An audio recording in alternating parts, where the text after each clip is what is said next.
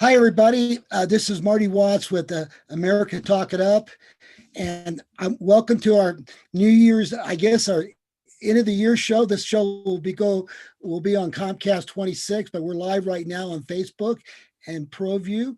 And welcome to the show, Ed. It's our end of the year show. Yeah, gosh. Well, 2020, we'll talk about that in a minute, but it's hard to believe another year is around the horizon. It really is. And I guess the big story this year, we'll start out with the big story. It's COVID-19 for sports. And of course, we made it to the basketball season, to the state championship, but the last 2 days, nobody could go to the gym. And from there, we've had no sports in New Mexico. I thought by now we would have something in the fall, but right now, I guess we don't even know we're going to have anything in 2021. What do you think, Ed? Well, I want to talk about the 2020 state basketball tournament where, I remember being at Santa Ana and I remember getting a call from Adam Deal. I'm walking out of Santa Ana at 10:30 at night and we were supposed to go to the pit, Richard Tripp and myself, to finish the championship games there at the pit. And I remember Adam saying to me, he said, they're only letting people in that have been there, so we couldn't even go to the pit on Saturday. But the strange thing was on Thursday, we called games with no fans in the stands. Now, that was the strangest thing, but we never mentioned it on the air. We didn't say, hey, there's no one here. We didn't want to bring attention to that. But remember, I refereed high school basketball for 22 years. So I'm used to hearing that guy in the fifth row, hey, you're terrible, whatever. It was the most eerie thing. But I got to say that the teams that we were covering, they made so much noise and were so into the game that, you knew there were no fans there, but they were so enthusiastic about it. The other thing is, I don't want to neglect the cheerleaders. The cheerleaders put in a lot of work. And I think sometimes we overlook that, right? Because they practice, they do their routines, and they're being shut out right now too. They're not able to participate. And I know those games and those activities mean something to them too. And I think we should always mention them. We should always remember the hard work that they put in. But I just remember, Marty, not being able to finish the last 2 days. And I wasn't mad at Adam or Steve. Those are the rules. Everybody that was in the pit already, they didn't want to bring anybody new in. So that was the most unusual state tournament that I ever covered. They got it through. We got champions crowned with no fans in the stands. There were some other states that did put fans in the stands. They said there was outbreaks later. I don't know about that. But that was the last sporting event we've seen high school-wise here was in March of 2020. Now, you mentioned around the corner. Look, I'm going to tell you one thing. I've got hope for 2021, right? I'm going to tell you what. We talked about this a couple of weeks ago. The vaccines are coming. There's hope there. Here's my other thing. Now, I don't think you can keep locking and locking and locking without telling people, here's some hope around the corner. There's some hope for some the mental instability of people that have been locked up and not getting to do the things that they want to do, right? So we have to give some hope too. If there's hope around the corner, and again, the vaccines aren't going to be here tomorrow. I understand that, but there is some hope, right? There is some hope. So I think at the same time, you have to give people in your state hope and saying, here's what we're going to do to try to work with the virus until the vaccines get here. We're going to try to work here or work there. That's what I'm hoping to see. Now, maybe I'm too optimistic. I don't know. That I'm hoping that we see some better days in 2021. I hope so, Ed. It's been a long year. It's been tough on a lot of people, especially ProView Networks, because that's been our main business is broadcasting high school sports and college sports. So it's been tough on our network. Thank God, we've been doing these TV shows on Comcast 26 and Facebook and YouTube. But I'm telling you, Ed, I just hope we have something. And it would be a darn shame that we don't have a basketball season. And football means a lot to this day, but basketball's even it's passion in the state. The fanatics, and No. not to have a high school basketball season, Ed, and not to hear your voice doing some of those play-by-play. You're famous doing those great games, high school games. I'm going to miss that, Ed. It's not hearing your voice, and especially if you don't get a chance to do Western New Mexico games. Well, here's what I'm going to say is that, I feel not only just basketball, because like I said, we mentioned the cheerleaders. If you talk to Orlando Griego, the Rio Grande baseball coach, he's very upset that baseball hasn't happened last, and you can't blame him, right? That's what he does. He's a baseball coach. Track didn't happen last year, right? So I can't put, although, you make a point about basketball. I remember when I ref the state tournament in 2004, and I remember having Mora like 3 days in a row. And the Mora fans saw me outside the pit one day, and one fan, they weren't yelling at me. They're just saying, look, help us out. And I said, well, what do you want me to do? You don't want me to cheat, right? No, it's funny. It's kind of a funny conversation, right? So when you mention passion about basketball, the northern New Mexico, the passion up there for basketball, are you kidding me? But I don't want to put one passion over the other, right? Because Chad Wallen is passionate at Volcano Vista about his football team. I'm just giving names, right? Orlando Griego and Coach Murphy is very passionate about his baseball team at Rio Rancho, right? Track and field guys are passionate about what they do. So I don't want to put any passion above the other. And here's what I had Justin Woody on a couple of weeks ago, the Highland head coach. Marty, when this thing is finally settled and we go back to playing, there's going to be a lot of pent up anger and frustration, right? Because they haven't been out there to get it out. When you and I, when you played football for Jim Ottman, you could go to practice and run down, boom, smash. When you played rugby for the Aardvarks, bam, there's a scrum, bam, got it out, right? Now the kids haven't been able to do that, right? They really haven't, pods of 5, they have been able to do that, but not like they're normal, right? Because right. when you played Highland, did you look forward to that game before the game? What was your routine? I had a routine before I played Sandia or Albuquerque High. Man, I got butterflies 24 hours before, right? So when this is all said and done, there's going to be a lot of pent up anger and frustration because they haven't been able to do it. Now, normally we take it out on the opponent, and you want to punch somebody in the face, and you can't punch that virus in the face. You really can't, right? So there's going to be some pent up frustration and anger. They'll have to tamper that down a little bit, but it's enthusiasm. We'll have to be careful. The coaches will have to train, stretch, because they haven't been in games, man. Game speed is different than practice speed. You and I both know that. We both know that. When the game started, my adrenaline flowed so hard, man. Sometimes you had to stop a little bit. You can get killed by adrenaline, right? You get an adrenaline rush. Marty, you were a heck of a football player. You got 140 yards one game, right? 150 another game. And what was the adrenaline rush like then? And you played against some very good opponents, right? So we haven't seen the kids be able to get that out. And when they're finally cleared to do it, and they will be, I have hope that they will be. I don't know about the spring, but I'm more optimistic than I was a couple of weeks ago, because you can't keep saying no, no, no. If you can do it and do it reasonably safe, I think you have to look at it. That's just my opinion. Well, I can only go by what other states are doing. Oklahoma and Texas, they just finished playing their state playoffs for football. Mm-hmm. And some of these towns are zero positive, but they've been playing it safe. And and when I heard somebody said that 75% of the population have to be vaccinated and they won't get to them until April, that disappointed me. And I think we can start the season safety wise, and now maybe my only concern is, and this is really important, something happened to me today that hit me personally today, Ed. I didn't tell you this. My sister, who is 70 years old, she lives in El Reno, Oklahoma, and she just lost her husband back in May. He died of cancer, but she put on a Christmas to get a party, the night before Christmas. She invited her grandkids and the younger kids. And guess what happened? She just got COVID-19 yesterday. Oh man. And she's not doing very well. She's going to the doctors today. They're going to give her some kind of drug to see if it gets worse, she might have to go to the hospital. Now, what that tells me, Ed, we just can't have seniors hanging out to these sports events. That's and that's what they did in Oklahoma and Texas. They discouraged anybody over 50 years old to come to these games. And I think they did a good job there. But I'm thinking, man, until everybody gets a vaccine, the guys like me and the older generation, Ed, we just got to be careful. Well, I fall in that category too. We may feel good and feel healthy. I'm sorry to hear that, Marty. I hope And the woman was her grandson's wife. She's only 25, and she didn't think she had COVID, and she did. And she goes to the party and gives it to everybody. That's crazy. And that's what, Fauci, there's one thing Fauci was saying, don't go to Christmas parties or Thanksgiving. Well, that's a perfect example. It happened to my family for Christmas. You know what? I think, again, my prayers are with your sister, because I'll tell you, one of the things you just mentioned, And, you know, we know some other people, and we can't mention it because it's a privacy issue. You and I both know people that have been come down with it. But when I hear it, I think that's why I'm not paranoid. I'm just careful, right? You know, I retired, so I'm able to stay pretty much at home. I don't need it. If I go out, I'm very careful about it. But I think about what you said.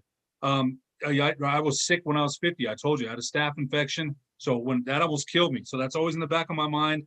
Maybe I would get it and nothing would happen. A friend of mine just told me, he used to coach football here. I can't tell you his name. It's a privacy issue.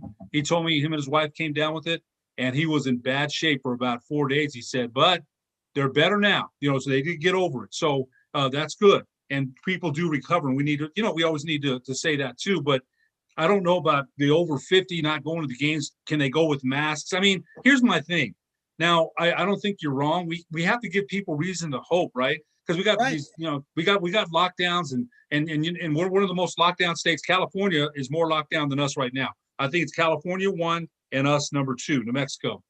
And some of the things the governor's done, maybe I agree with some of them, but I think going forward, you know, we can't just say there's no hope. We're going to be locked down till the summer. We've already been locked down since last March. Now her thing would be like, well, I'm doing it for the safety. But a couple questions. I'm not in that position. These are just questions out loud. Is it following the science? We talked about the business, the effect on the restaurants. We talked about that. What hope can we give them to stay here in New Mexico and build small businesses? How big are they? Are the economic backbone of New Mexico? How big are they? So we just can't keep saying no, no, no, no, no, no, no. There has to be some hope somewhere, in my opinion. Yeah, there has to be a ray of light, right? At the end of the tunnel, we've gone through some darkness, right? Some darkness, no question. But at the end of the tunnel, I've got to see a speck of light, man. You got to give me something to hope for. That's just my opinion. I'm just hoping that they can vaccine the teachers. I think that's important. And I think the kids need to go back to school. We talked about that at our last podcast. We both agree they need to get back. Hopefully we can get them back to school. And I just, Ed, the psyche of these kids and some of these kids who are seniors and they're not going to have a season, it's just devastating to these kids. And I just hope, I know their health is more important than them playing sports, but hopefully we can somehow, other states are managing in ways, and I think we can do it. At this point, I think we understand the vulnerable people and we understand how important it is to do spacing. I think we can probably pull it off. If everybody understands, and I think the parents. But anyway, that's just my feeling. We're not going to answer that question, but I hope in our future podcasts the signs are going to be positive, because you're right. We got to have some hope. We just can't give up. Well, yeah, that's what I mean. Okay, and remember, now the governor is the governor for all the constituents of New Mexico, right? Democrats, Republicans, independents. It just, and my thing is this: I understand the decision. I'm not at that level. Some of them maybe I do or don't understand. It doesn't, I've got a voice, you've got a voice. But my thing is this: again, you mentioned it. Where's the hope? It just can't be, well, lockdown, lockdown, lockdown. Then we open up. Again, according to the numbers, I understand what he's trying to do, but we have hope around the corner. There's 3 vaccines now. Now we don't know. I didn't say, I just said this. We're not going to be here tomorrow and everyone's going to be vaccinated and everything goes back to normal. We're aware of that too. We are aware of that. But is there a way we can do this? Can we try? Can we at least, in other words, Sally Marquez has done a great job. I really believe she's done a great job at the NMA. I really do. But can we at least discuss it? In other words, if Sally goes into the governor, can we discuss, or is it just cut off? No discussion. Can the business people say, Governor, can we open up? Or no, it's just cut off, no discussion. It can't be like that. She represents the state of New Mexico and all the constituents in it. And so I get, again, what she's doing, she feels very strongly about. But with hope around the corner, how do we live? How can we get it done? Maybe, right? Is there a discussion? Can we get good people around the table and say, what can we do? For all these people, you just mentioned the athletes being locked down, right? What about the other people that, that are suffering from not being able to do? And what about that? Where's the hope? There's got to be a speck of hope down the tunnel, man. There has to be. If they don't, if this continues for the next quarter, and there's a lot of angry people out there, and there's a lot of people frustrated. I'm going to keep my piece going, but you know how people when they get under pressure and the things are happening, I got to believe we've got to find some way. I just can't, and especially outdoor dining. You think you can let them have outdoor dining. Okay. I saw Garcia's restaurant, Mr. Garcia putting up the outdoor thing with the heaters. Why not? Because he needs to survive. He says if he doesn't get it, they're not going to be, there won't be a Garcia's. Our famous, I love going there for my famous cheese enchiladas at Garcia's and their salsa. So we've got to keep it going. So anyway, that's where we are at this point. And I that's the big story. And of course, the big story right now is can the NFL and finally college football, they're all limping to the finish line, right, Ed? We already lost a bowl game yesterday because Missouri can't play. And I'm hoping we get the championship in. You think we're going to be able to get them all in the next 3 weeks? You look at Cleveland on Sunday. Cleveland had a chance to clinch a playoff spot, right? Then 4 of their receivers were out. 3 of their linemen are out before the game. They said the coach is conducting a walkthrough in the parking lot before the game with guys that they lost 2 linebackers too. Yeah, so they went in that game without 6 of their key players, right? Now, in the pros, you know this. Their schemes are so complicated. You just can't say, okay, we'll block this guy in this play and you block that guy. You have to practice and go through the film, go through the walk-in. And so Cleveland was behind the 8 ball on Sunday. Although Baker Mayfield, they were on him. They went all in on him on first take. They went in on him on Colin Cowherd. They went in on him because that was a game that they felt they should have won. But so Cleveland was affected. Baltimore's been affected. Denver had to use a practice squad quarterback that had never played at the professional level. Yes, I do believe we'll get the championship in. I do. Look at you mentioned Clemson without Trevor Lawrence against Notre Dame the first game. They were without him for a couple of games. Nick Saban tested positive. All through, how many bowl games were canceled already? 15 bowl teams have declined to go to the bowls because they don't have enough players. So it's affected every part of sports. But the good news is, at least what I've heard, if there's good news, is no one's gotten that I've heard really sick or died. That's the good news. Most of these young guys can shake it off. And, I'm sure a couple of guys, I don't want to downplay it, but I don't think anybody got real sick or passed away, which is great news. Well, the big news is, are they taking vitamin D and all this other stuff? I hope so. But, I don't blame Baker Mayfield for losing that game. He did fumble there. He did get him back. But this Sunday, I just found out before we got on the broadcast, Rosenberg is not going to start Sunday against the Browns. They're going to go with Randolph. Oh, they're resting Roethlisberger? They're not going to play him Sunday. So, and of course, Cleveland has to win that game to get in the playoffs. So they've got a lot to play for. That's going to be an interesting game to watch.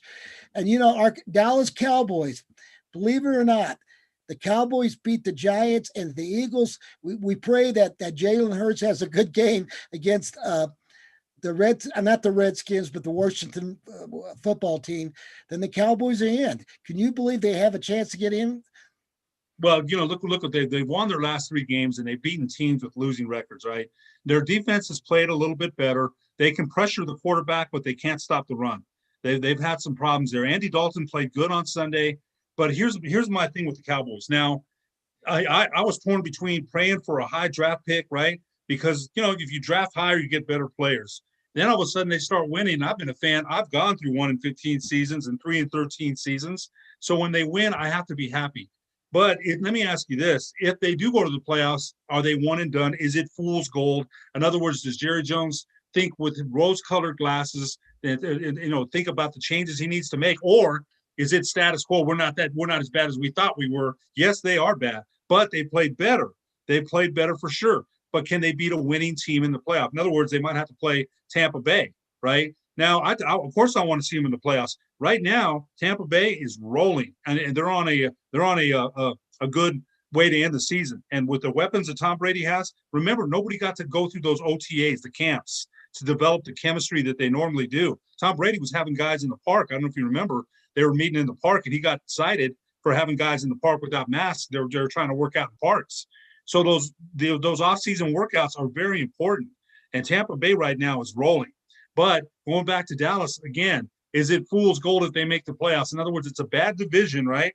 Everybody's got losing records. you beat 4 losing teams to get in the playoffs. But you and I'm going to be glued to the TV for the playoffs because you don't know what's going to happen. But Jerry Jones going forward, is it fool's gold? In other words, oh, we weren't that bad, or we still are that bad. So I don't know what to say.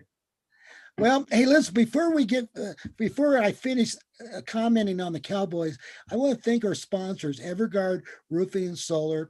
I want to thank ProView Networks for putting us on channel 26, Comcast. I want to thank Geckos. I want to thank the Lava Rock Brewery. We hope the Lava Rock gets back to going. I think they're going to be offering outdoor dining. And we've got some great people that really care about us, Ed.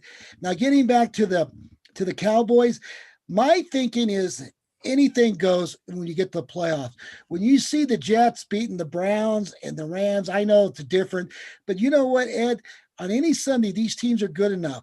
And I thought the Cowboys played the Eagles really well last Sunday. They saw enough tape on Jalen Hurts to figure how to stop him, and they did. And that's how they won that game against the Eagles. And he made some good plays at first, but you're right. Here's the other thing, Marty. If you remember, this is a Dallas defense that doesn't turn the ball over. They don't get turnovers. Last 3 games, they've gotten 2 interceptions, 3 fumbles recovered. Now, the Cowboy defense last year rarely flipped the field and gave their offense a short field to work with. Randy Gregory, the guy that's been suspended 10 times, has played very well. Hey, just keep an eye on him. He's played very well. But again, they still need a safety, a linebacker, an offensive lineman. And Andy Dalton going forward is not going to be the starter. He's not. He's a good backup guy, but he's not a starter. Not a guy that's going to get you to a Super Bowl, I don't think. But we'll see. Well, we're Cowboy fans, and we sure like to see him do well. I'm rooting for the Cleveland Browns to get to. They haven't been in the playoffs since what? Since 94 or 96. So I'm rooting for the Browns to beat the Steelers. Now with Roethlisberger out of the lineup, they got a chance. And I think if Baker Mayfield gets all of his receivers back and they get all those players back, I think they have a good chance of beating the Steelers. And then the other team, it's hard to believe that my Chicago Bears, if they beat the Packers, and even though I think it's going to be tough to beat the Packers, but the game's in Chicago, it's hard to believe they're going to be in the playoffs. They actually lost 5 games in a row, didn't they? That's 6. 6 games. 6. And in the last 4 games, they're averaging 40 points a game, Ed. It's unbelievable. Now, Aaron Rodgers, I wonder, since the Packers have clinched the home field advantage right now, or they have to did. win? They did. And so will Aaron Rodgers play against the Bears? Were they saving? I don't know, but the Bears got a chance. Now, if the Bears can't beat the Packers, our Arizona Cardinals, all they have to do is win. And right now, Kyler Murray is iffy if he's playing Sunday. I guess it's the game time decision. But the Cardinals got to win. If they win and the Bears lose, they're in. It's hard to believe. and then it is. It really is. And then the New Orleans Saints, what a year they've had. They've lost their starting quarterback and they've hung in. And Drew Brees seems like he's coming back. The last two games he seems to get better. So right now, I still think the best team in the National Football League is the Packers. Don't you think? If they're the way they've been playing. Aaron Rodgers is amazing. He can throw passes into windows no quarterback can. His ball placement amazes me. It really does. And I remember Green Bay spent a 1st-round pick on Duval Love, and they needed players in other positions. I didn't think they needed a quarterback, but I don't know what they thought that Aaron Rodgers was declining because he has it.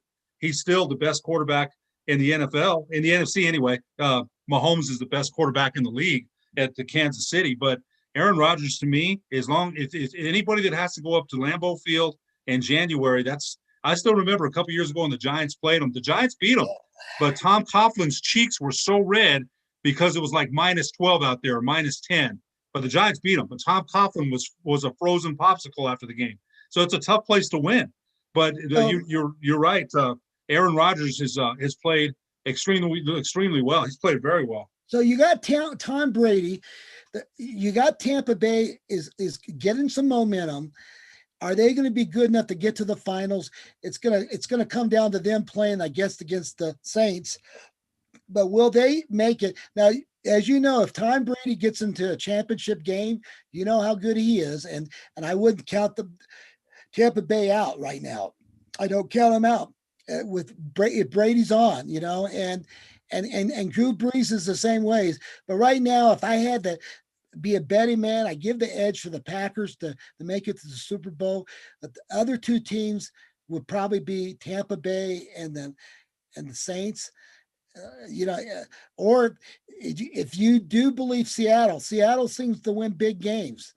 And are they capable of getting to the Super Bowl? Yes, yes. You know what? They won the NFC West. They played DK Metcalf, the receiver. That guy's gosh, strong, fast. Goes up and gets the ball in a crowd. I like that guy a lot. He's a good player. But considering the other teams in the NFC, I wouldn't say no to Seattle. I don't think there's a runaway favorite. Green Bay, yes. Green Bay, yes. But I would say Tampa Bay because of the things you mentioned, the experience that Tom Brady has, which cannot be discounted. And you imagine how happy Fox would be if it's Tampa Bay and Green Bay for the NFC Championship and the ratings that they would get for that game. You imagine how happy Fox would be and the league would be. Man, it would be ecstatic if that happened. There's a lot that still has to go on, but I think Tampa Bay is playing some good football. And remember, we said this a couple of weeks ago, but remember, New Orleans has beat them twice, and New Orleans beat them pretty darn good. But that was about a month ago. And somebody said this the other day when Tampa Bay played Detroit and they beat them 47-7. Detroit is what you needed to cure. It's a cure-all, for getting your offense going, right? Detroit's not very good, but all of a sudden you see Antonio Brown scoring, Chris Godwin scoring, Mike Evans scoring, all these weapons, right? Gronkowski has a couple of catches. They've got weapons for days. So I think it doesn't bode well for the rest of the NFC to see Tom Brady playing good at the end of the year. He's 43 years old, Marty, and I think that's one of the things that amazes me. Unitas played till he was 41, and it wasn't pretty. Peyton Manning played till he's about 38, 39. Then he started getting injured. It wasn't pretty. Joe Namath played till he's about 36, 37. It wasn't pretty. This guy's still playing at a high level, and he amazes me. Yeah. So the top four teams right now is the Packers, and they've got a quarterback, 38 years old? Aaron Rodgers is 38. And then we've got maybe Tampa Bay number 2, and we got a quarterback 43. And then I would say the Saints, maybe 3, and their quarterback, 41? 41. And then we've got the Seattle Seahawks, and their quarterback's not even maybe 30, 31. He's up 20, 27, 28. No, he must be close to 30. No, you're right. He's probably right, 29. Yeah. Yeah. So I've never seen in the history of the 100-year history of the National Football League 3 quarterbacks that old playing has a chance to get to the Super Bowl.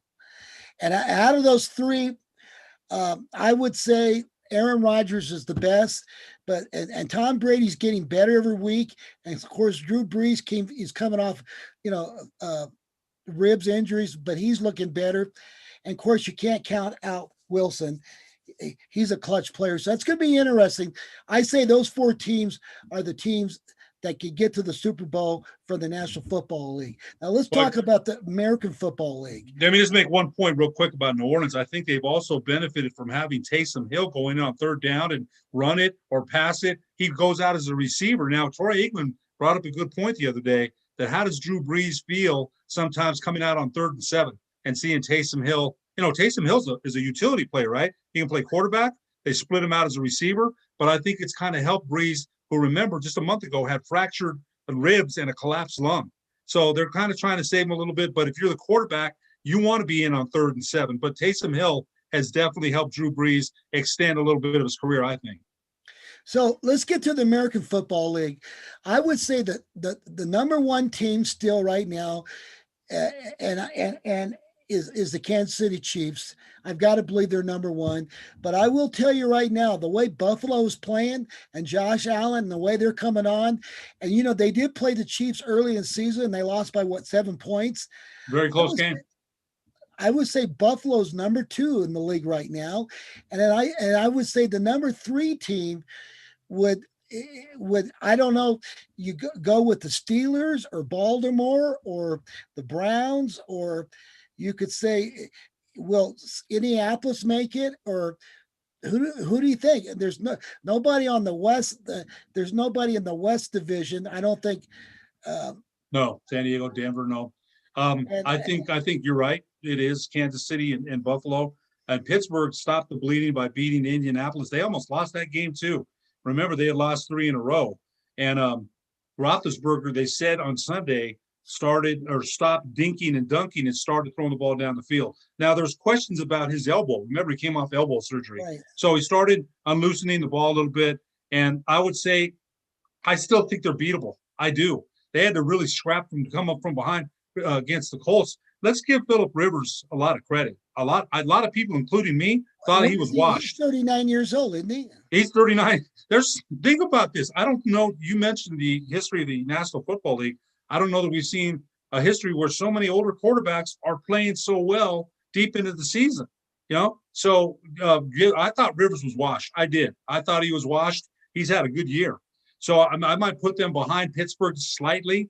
I would definitely go with the 2 teams. Look, keep an eye on Buffalo. How good has Sean McDermott been as coach? He's done a great job over there. And a lot of people, just for old time's sake, they went to 4 Super Bowls and lost. I'd love to see them get to the AFC Championship. I would love to see that because, even when they had those Buffalo Bill teams, Jim Kelly, Thurman Thomas, Bruce Smith, we mentioned how good they were. Head coach Marv Levy. Marv Levy was a heck of a good coach, man. He really was. He was a heck of a good coach. They just didn't get it done in the final, getting to a Super Bowl win. But I think you're right. Kansas City, to me, I don't know if you saw this, though. Just give me a minute on this. But on Sunday, they tried this pirouette play where they all went in motion and they snapped it to the receiver, Watkins, and they tried this crazy play, right?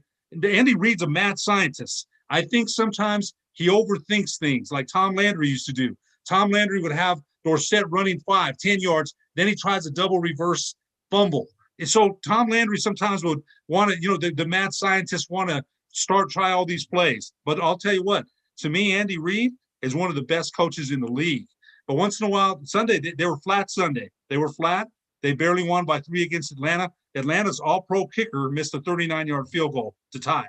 So, and it happens, right? They're not going to come out every game and score 50 points. But I still think Kansas City is the overwhelming favorite to win the Super Bowl. Well, the way I think so right now, you're going to have to go through Buffalo to get to the finals on one division. And I think the team that can beat Buffalo is going to have to be able to run the football and keep their offense off the field. And I do think the Cleveland Browns got the running attack to do it. And then they got to get everybody healthy. If they get everybody back and healthy, they're going to be a formidable team. And I do believe Baker can play better than what he's, I really do think they can win. But I don't know if they've got their defense gave up 40-some points against Baltimore. And that's going to be interesting if they have a rematch, if they've been able to, because Lamar Jackson is a tough guy. He's probably the best throwing quarterback right now, don't you think? He can run, he can throw, he puts a lot of pressure on the defense.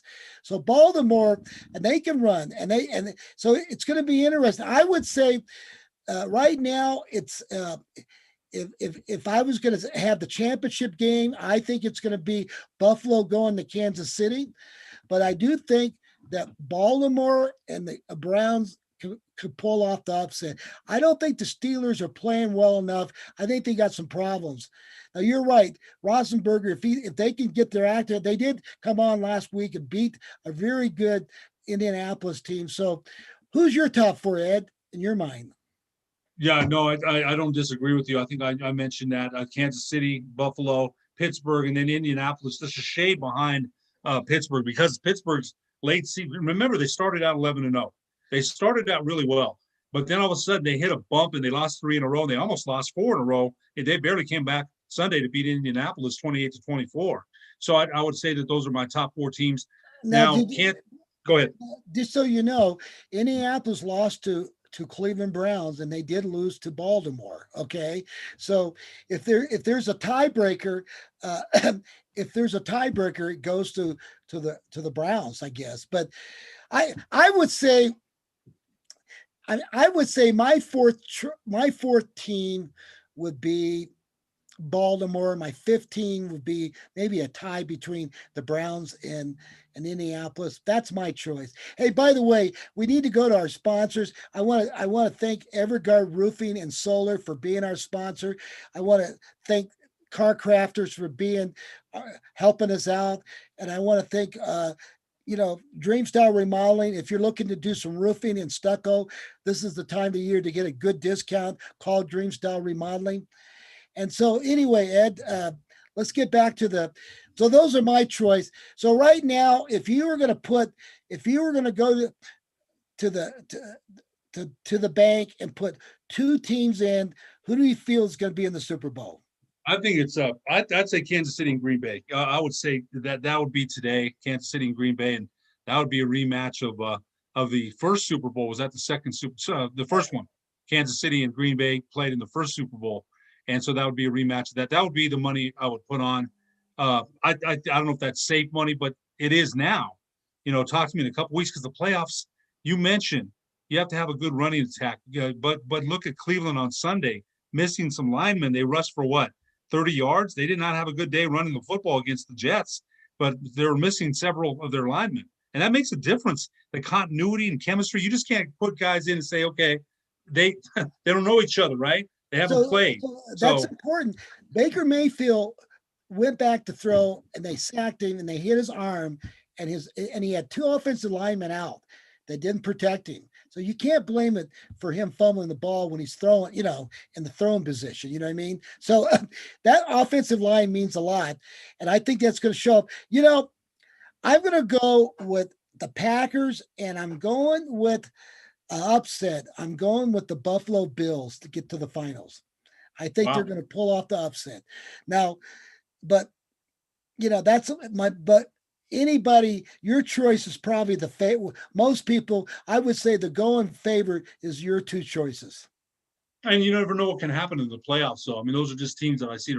Kansas City to me is, I'm not saying unbeatable, but when they're on their offensive rhythm like that, Patrick Mahomes a couple of times just flipped the ball and they scored a touchdown. I mean, they improvise so well. It's like a Sandlot team, right? And Mahomes is the best at doing that. And look at the weapons: Tyreek Hill, Sammy Watkins, Travis Kelce. We mentioned that. So I think they're a favorite to me, but I'd like to see some competition, some challenges, right? Punch them in the face, man. See what they got. That's what we'd love to see that. So we'll see what happens. We forgot one team that has a great running attack and they have a quarterback that can deliver as long as their defense can play better. But we hadn't talked about Tennessee Titans. They've got the big back and if it's a cold weather game, if it's cold and nasty, they've got the game to win in that kind of weather. Well, look at Derrick Henry. We saw him this year. He stiff armed Josh Norman, threw him aside like he was nothing but a little kid. Man, that guy's got such power and speed. Once he hits the right, we did forget about them. They've been slumping a little bit. They lost to Green Bay on Sunday. And Tannehill's a game manager. That's it. He's not going to win you football games. He usually doesn't lose them. But the running attack that they have, I think, is something that is definitely you have to pay attention to because Derrick Henry, Ezekiel Elliott used to be the best back in the league. Now it's Derrick Henry. There's no question about it. There's no doubt in my mind Derrick Henry's the best back. And if they can get the ball and control and their defense can get some turnovers, Tennessee is a dark horse. They could get there, and they almost got there last year. So I would say watch out for Tennessee.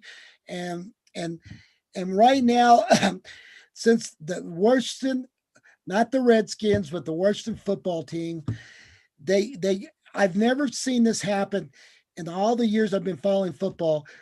They 2 years ago, the 15th overall pick in the NFL was this Dwayne Haskins from Ohio State, and they got rid of him just the other day. They let him go. Yeah, I was stunned. He played very poorly on Sunday. They went to the fourth-string quarterback that had been in Carolina's practice squad, came in to take his place. That was bad enough. 2 interceptions, right? But he also got fined $40,000 last week because of a COVID-19 protocol, a violation. $40,000. They said last year that he missed the team final photo because he was in the stands taking a picture with somebody. He's immature, right? That's for sure. But I'll tell you, he's got an arm. He's got an arm, but he doesn't have the discipline. It's obvious that he doesn't. And some guys get there, right? They get there and he's the number one pick. They get the money, they get all the fame, and they forget to work hard. They forget. I saw him on an interview on Sunday, and he looked so down. I felt bad for him. He looked really down. And there'll be someone's going to give him a chance, right? Because he's got the arm. Someone's going to try again. It's like Jamarcus Russell, Ryan Leaf. Jamarcus Russell was a huge bust. So was Ryan Leaf, right? Big arms. Ryan Leaf had a big arm, but the guy was an arrogant jerk. He was a bad teammate. He was uncoachable. You couldn't talk to him. So we'll see if Dwayne Haskins gets it. I was stunned, Marty. And they said that Alex Smith on Sunday is only 50-50 with that calf, right? And as Smith went out of the lineup, the Redskins' fortunes went with it, right? They've lost 3 in a row. So if they go to their fourth stringer, the Cowboys have a decent chance. But remember, they've got to beat the Giants. It's not as if the Giants are going to roll over and say, okay, Dallas, beat us, right? Dallas has to beat the Giants to even have a chance. But I felt better when Washington is down to their fourth string quarterback going against Philadelphia. But I couldn't believe that with Dwayne Haskins, number one pick. And man, that's a wasted pick, wasted money. Gosh, yeah, I was surprised. He got fined because he was at a striptease joint, and that was against the rules of the club, and no mask. And no mask. He's just immature. Does he have a chance to redeem his career? I guess he does. He reminds me of Johnny Manziel, immature, bad decisions, and thinking about himself than his teammates. And Rivera, Coach Rivera, when he played for the Bears, his nickname was Chico. I don't know if you knew that. They call him Chico. His name was Chico Rivera, and he played for Mike Ditka. No nonsense, Mike Ditka, and he's a Ditka type guy, Chico Rivera, and he, and you know what? He says, look, chemistry is everything, winning, and I can't have bad apples. And it took a lot of guts from Chico Rivera to do that, but he did. Yeah, I smile when you say Ditka because Ditka, if you remember, they had that gum going right, always chewing that gum hard. And when the guy lost it, the dude lost it, right? I mean, I used to crack up at some of the tantrums the guy had. But Mike Ditka, what was his nickname? Iron Mike. How did he play football? All those old, I don't know if you remember the old highlights of Mike Ditka. He would be running. He's a Hall of Fame tight end, right? So he would be running with the football, looking for guys to hit. He'd double back and hit guys. That guy was crazy. So Ron Rivera, being a disciple of him, is not going to put up with that. And it's too bad because, again, remember, I just told you last week that Washington was rolling.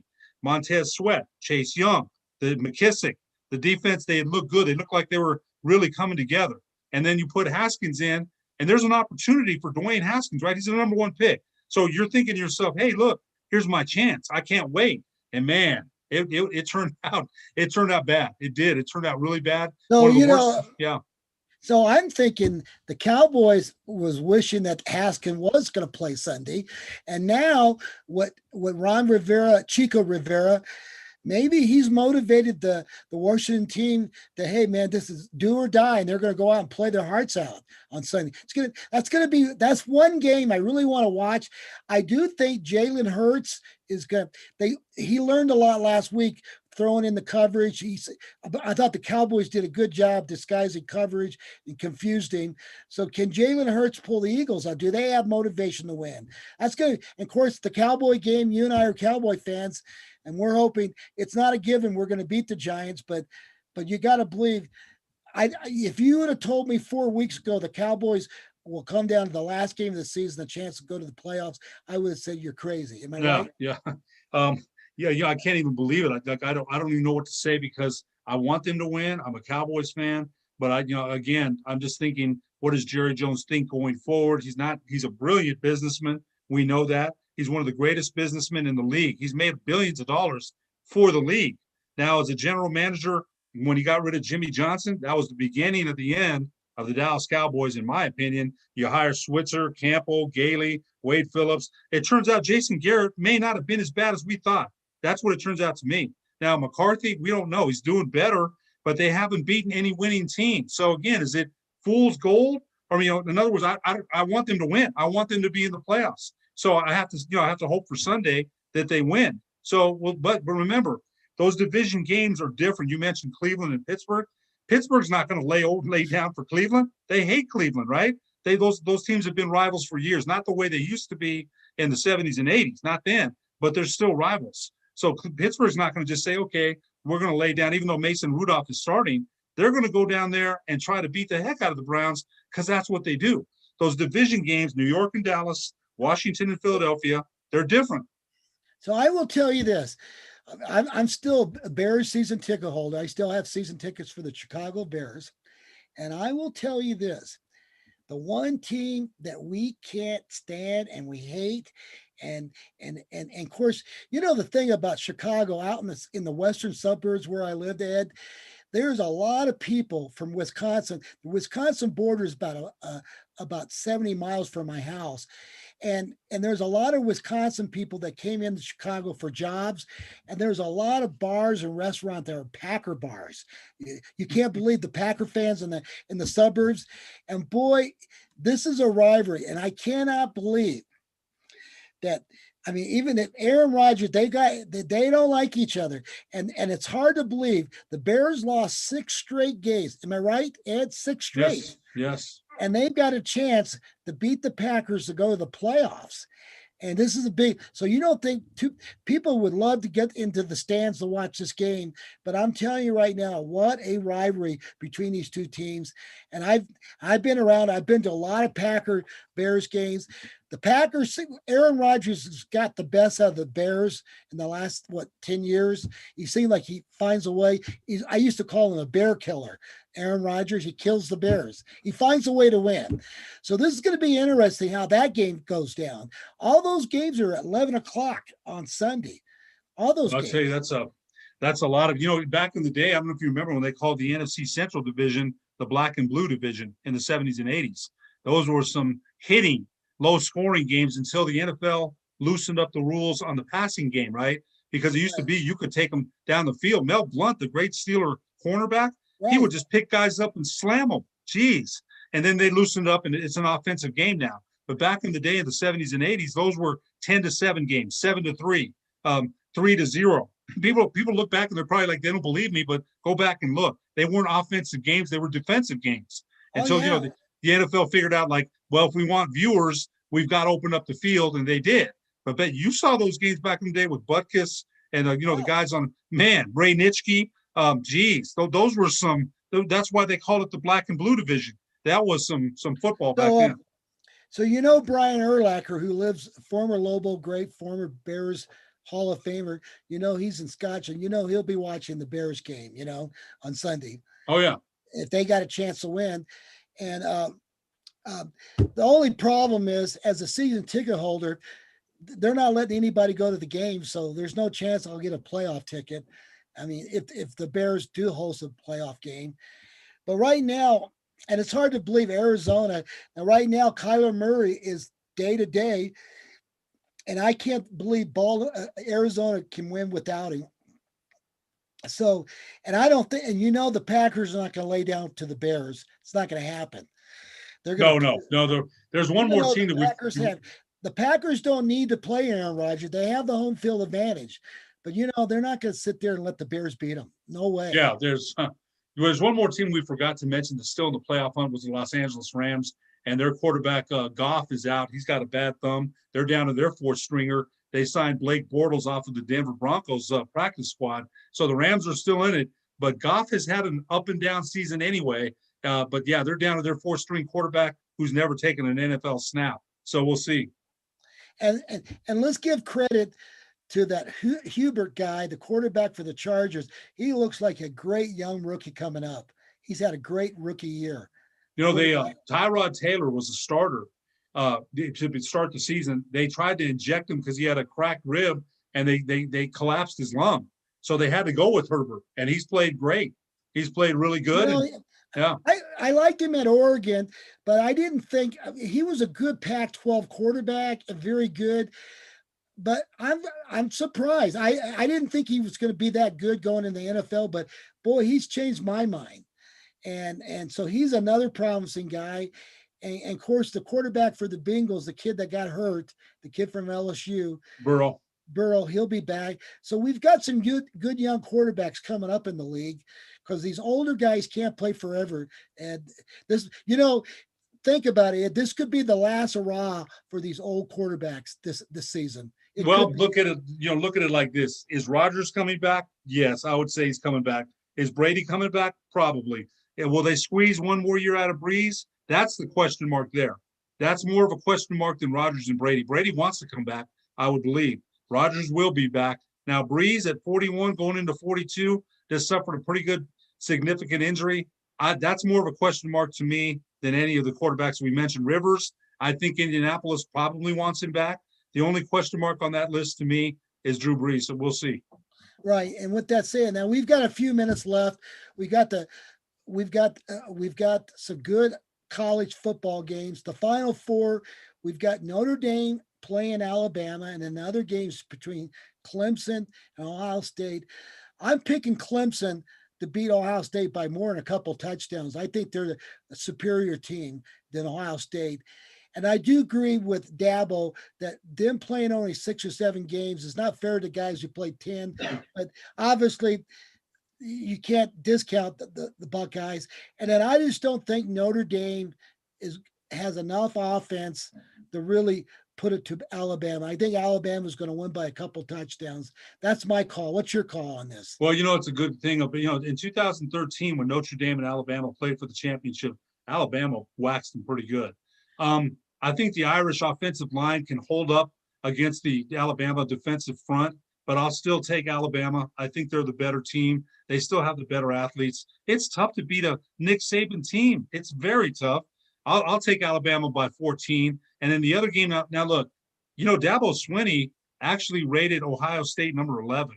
Yes. Now, look, again, it's not Ohio State. They started the season late. The Big Ten didn't get going until later. I can't blame the Buckeyes. I can't blame them for that. They played 6 games. They had 2 games canceled. Michigan had 3 games canceled. I can't blame them for that. I still think they belong where they belong. I believe that they do belong there. Clemson's had some up and down struggles. I think they're the better team than Ohio State, and they'll beat them by 10. I'll take Clemson. And I think in the championship game, that's going to be a toss-up between Alabama and Clemson. I give the edge maybe to Alabama, but Clemson's had Alabama's number the last couple times.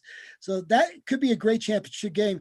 The other bowl game, as you know, I'm an Oklahoma Sooner fan. I think this Florida-Oklahoma game that's going to play on Wednesday night, that's going to be a great. We got the great young freshman Rattler, the kid from Arizona, starting for the Sooners. And you got Trask, who's a Heisman Trophy, one of the candidates. And so it's going to be an interesting game. Some people will give the edge to Florida because they're maybe better players, but I think the Oklahoma defense is so much better. That's going to be a fun game to watch. That's the game I'm going to watch. And then at this point, I just can't wait. So I'm going to give Alabama the edge to win the national championship. That's my pick, but I believe Clemson's going to be close. You know what? Clemson has had their number, right? So this is going to come down to game planning. How do we, Nick Saban, back in the day when Lane Kiffin coached for him, was the offensive coordinator, he used to scream at Lane Kiffin, scream at him if the offense did. So I'm thinking this comes down to Saban and Dabo Swinney. Now, Saban has won, 6 national championships, I believe. I believe it's 6 or 5. So I think he's motivated to beat Dabo Swinney and Clemson. I'm going to give Alabama a very slight edge.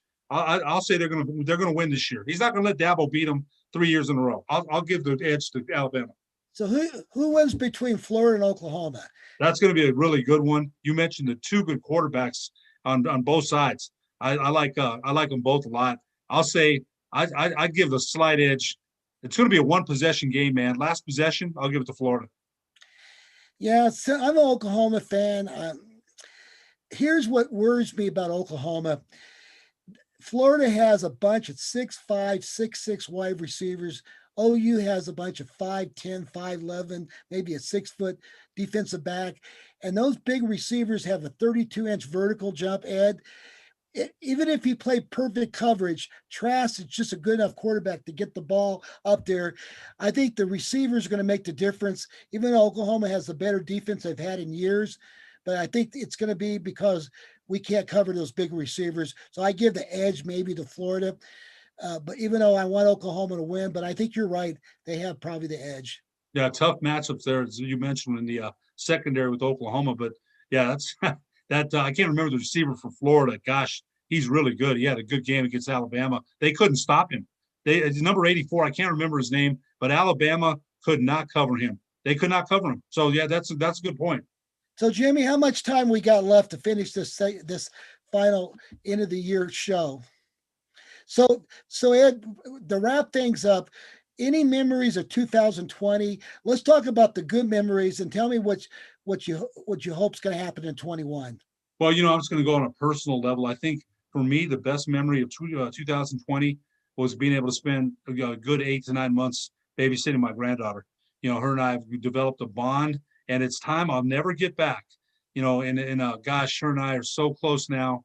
And I never, being a father was awesome. Being a grandfather, a grandparent is just off the chain. So I've had a great time doing that. For 2021, I hope, for a lot of people, Marty, there's a lot of people hurting out there, businesses, people maybe being evicted, people that are homeless. Gosh, my prayers are for a lot of people in hopes that we'll see a better 2021 with businesses open and people thriving mentally, athletically, and doing what they love to do. And this virus, hopefully by the next time you and I talk next year, we're talking about it as if it's a distant memory. It's still there, but we just see a little bit of a glare in the rearview mirror. So that's my hope. Yeah, it's been a tough year for both of us, but we've been able to spend home. I'm not going out. I'm at that age where I'm vulnerable, just like you. And of course, we've lost some good friends. You and I know these common people that we lost. And I just don't want to be one of those victims. But I will tell you this 2020, there'll probably never be a year like this. The last time we had a pandemic was over 100 years ago. And I hope we never go through this in my lifetime ever again. And of course, it's brought people together. I know the mental health of a lot of people are tough. The people I feel for are the restaurants, the small business guys. And I hope the governor opens that up. And I hope we can get the restaurants up and going. But I do understand the concerns. And then I'm praying for 221 that we have a state basketball tournament. Now, that would be fantastic if we could pull that off, Ed. But more likely, it's probably going to be a baseball season that we'll probably be celebrating. But I'm hoping, and I don't know if there's going to be even football. They want to start practice in late February for football, but I don't know if that's possible. What do you think? Well, Marty, I don't know either. I'm going to try to be optimistic about it. Like I said, we got to give people reason to hope, and I hope that's where the governor's coming from. That's a big job she has in her hands. But I think that there's got to be a reason for people to say, yeah, okay, you did this, but what can we do now? We did that. We adhered to what you said. What hope are we given? And that's just a question, a theoretical or rhetorical question, which maybe there's not an answer to, but I hope that there is. More on the personal side, I want to take my hat off to my daughter. I love her very much, Amy Jones and her husband Dylan, and they're having their second child. They have a girl named Penelope, and they're going to have a child in June. And so I'm going to be a grandfather for the second time if everything goes right. But I love my only daughter. I love her very much. And Amy, if you're watching this show, Dad loves you. And I will tell you this: for all the people we know out there, Ed, and the ones we've lost, I feel for all of them. And for all our friends, we want to see them in 21. Hey, Ed, I can't wait when all of us ProView and all the announcers, we can get together at a bar and grill or a place where we can have some drinks and have fun, right? Would that be fun? All of us get together. That was one of our best times of the year was when we did get together and the coaches were there and, we all were together having a beverage or having some food together. Those were great moments, man. And you know what? We'll do it again. We'll definitely do it again. And I can't wait for all of us get together. Your friends, Gary Sanchez, all the people that we know, all our buddies.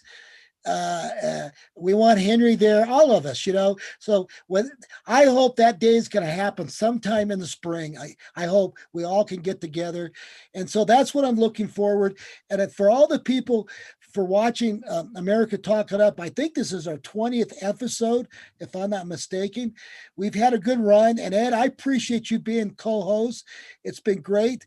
And I can't wait until actually this is our 24th episode. It's hard to believe, Ed. We've had 24 of these. Yeah, you know what? Producer Jimmy Tran keeps us online for sure. Yeah. And I can't wait for what we're going to do in 21.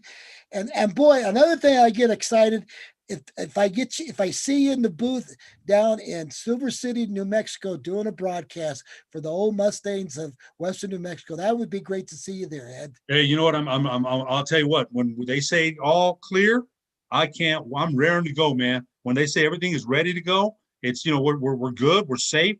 I'm ready to go. And I want to thank Dave Simmons from Evergar Roofing Solar. He's been our sponsor all year. And thank you very much for being with us. And folks, I guess that's it. We'll see you in 2021. And God bless everybody. And God bless you, Ed Nunes. Thank you, Marty Watts. Same to you. Same to Jimmy Tran.